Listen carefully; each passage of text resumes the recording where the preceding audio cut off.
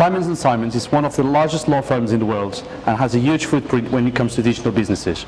Christophe Fichet is one of the partners of the company, and he talks about the regulations in the African market. Christophe, thanks a lot for talking to me. Thank you. Why is the role of regulations in promoting African digital economies? Exactly what you said, promoting. It means that it should be neutral but very active, so that networks can be there, providing capacity, so that afterwards some services and enhanced services like digital health, fintech, and also very basic also things can be produced and can be provided by the incumbent, the stakeholders. Okay, and when it comes to challenges, we hear a lot about regulatory challenges, especially in the telecom space, but this also affects the data center space.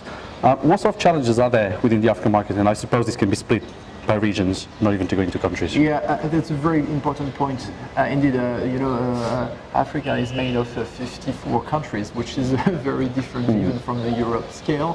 So I would say that more and more regional challenges are there, while there are some country perspective, and in a world which is so interconnected, where we have so many challenges in terms of data, interconnection, etc. One of the challenges is to move as well from a pure local regulation to a more regional regulation. Okay, and from the work that you do with African clients, what's been the hardest issue for them to overcome in terms of regulations? To have a neutral regulation, so that they can also provide, as I said, enhanced services. They need also to have capacity, frequencies, access to fiber, access to submarine cables, and also to have proper governance and regulation to interact with the other operators, which is very important. And also what I think is important is also to have this cooperation with regulators, governments, but also other agencies when they are, for example, regulating financial markets, or when they are regulating healthcare matters, etc. So, and I think this is also the new trend and new cooperation, because you have not on the one side the watchdogs and the regulators, and on the other side the operators. It is an ecosystem, and more telecoms, data, etc. are part of the same ecosystem. Okay, and then in Europe we've had the General Data Protection Act, GDPR, which caused a lot of headache to a lot of people. We've got the Cloud Act in the US. We've seen a lot of regulations coming into Asia as well. How have these regulations impacted Africa, if they have, or what sort of inspiration did it give to governments around here? Africa is not started from zero. There are existing data protection regulation, as you mentioned, South Africa, and also progressively. What is interesting also to note is that as for the telecoms regulation, which was inspired by the European framework, we can observe the same. But what is also very important is that Africa should not copy-paste the GDPR, because the GDPR was designed for 28 countries gathering the same concept and having also a previous organization around managing the data protection. Now, Africa should definitely try to also optimize the GDPR, which is a standard, but not the golden standard, to have a proper fitted instrument adapted also to the local markets, but also in comparison with Europe.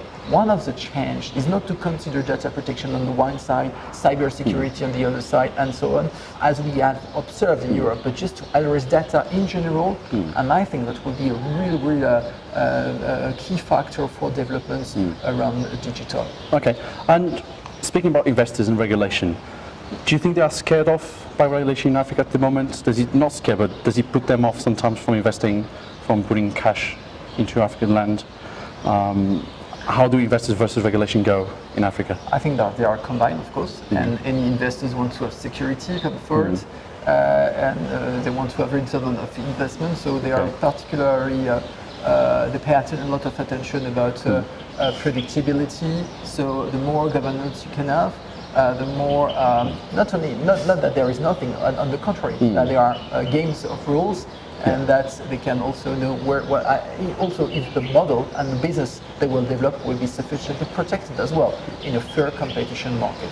So I think this is really important to have this kind of ecosystem again, and investment should come properly as well, because the market again is very huge, and when you see the GDP, it's with no comparison with other regions. So of course investors are targeting and have a particular look on all the developments in digital, especially in Africa. Okay, and final question. We are Data Cloud Africa 2018. This is the first edition of the Data Cloud series in Africa. In 2019, in 12 months' time, what sort of challenge or opportunity, what do you think is going to be the next big thing of the next 12 months? What are we going to be talking about in 12 months' time? I think what will be interesting, even when I see what's happened today, is probably there will be other stakeholders. Okay. For example, mobile operators, which were not represented really now, and also all these financial from the financial sector or the licensing sector. Maybe that could be the trend, because they will be the user and the final customer of the data centers. Okay, Christophe, thanks a lot for talking to me. Thank you very much. Don't forget you can follow Data Economy on Twitter, Facebook and LinkedIn, and also visit the website on www.data-economy.com.